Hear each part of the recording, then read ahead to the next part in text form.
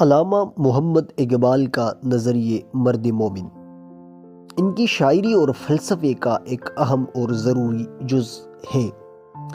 اقبال کے ہاں مرد مومن وہ فرد ہوتا ہے جو خدا پر کامل ایمان رکھتا ہو اور اپنی روحانیت، خودی اور ذہنی و جسمانی طاقت کے ذریعے زندگی کے چیلنجز کا مقابلہ کرتا ہو۔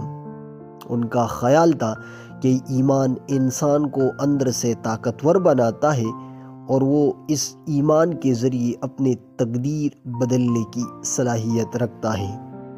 علامہ محمد اقبال کا نظریہ مرد مومن کی خصوصیات اور اہمیت کو ہم نے باقی الگ الگ حصوں میں تقسیم کیا ہے، تو اس کی طرف اب ہم بڑھتے ہیں۔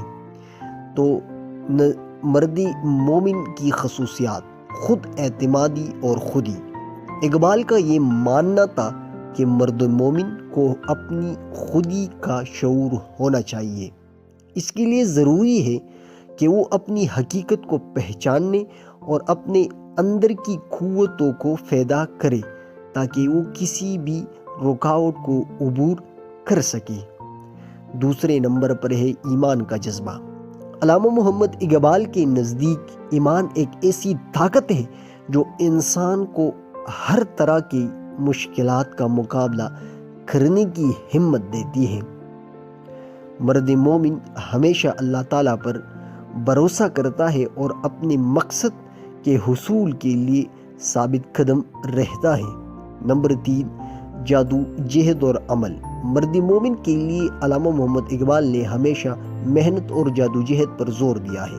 وہ سمجھتے تھے کہ ایمان کے ساتھ ساتھ عملی جادوجہد بھی ضروری ہے تاکہ انسان اپنی منزل تک پہنچ سکے۔ اس کے بعد چوتھے نمبر پر علامہ محمد اقبال نے جو خصوصیت اس کی بیان کی ہے، زندگی کی حقیقت کا ادراک۔ علامہ محمد اقبال کا فلسفہ یہ بھی تھا کہ مرد مومن زندگی کی حقیقت کو سمجھتا ہے اور اس کی موجودگی کا مقصد صرف اور صرف خودی کی تکمیل اور انسانی فلاح و بہبود ہے۔ نمبر 5، ناختم ہونے والی امید۔ علامہ محمد اقبال کے مطابق مرد مومن کبھی مایوس نہیں ہوتا ہے، چاہے حالات کیسی بھی ہو۔ اس کی زندگی کا مقصد ہمیشہ بڑھنا اور آگے بڑھنا ہوتا ہے۔ تو یہ پانچویں خصوصیت تھی اور اب ہم نتیجے کی طرف آ گئے۔ نتیجہ: علامہ محمد اقبال کا نظریہ مرد مومن ایک ایسی شخصیت کی تصویر پیش کرتا ہے جو ایمان، خودی، عمل اور محنت کے ذریعے دنیا میں تبدیلی لا سکتا ہے۔ اقبال کے مطابق مرد مومن وہ فرد ہوتا ہے جو اپنی تقدیر کا خود معمار ہوتا ہے اور اللہ تعالیٰ کی مدد سے عظمت کو حاصل کرتا ہے۔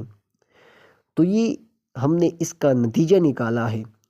تو میں امید کرتا ہوں کہ یہ ویڈیو آپ لوگوں کو پسند آئی ہوگی۔ ہم نے جامع انداز میں اس کو بیان کیا۔ آج کے لیے اتنی کافی۔ والسلام۔